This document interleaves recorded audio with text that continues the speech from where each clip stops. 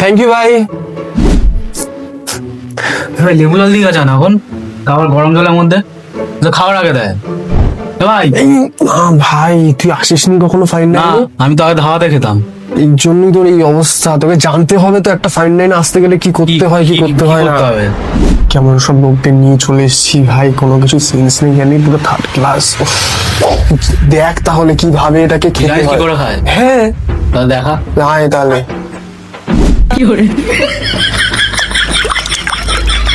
আচ্ছা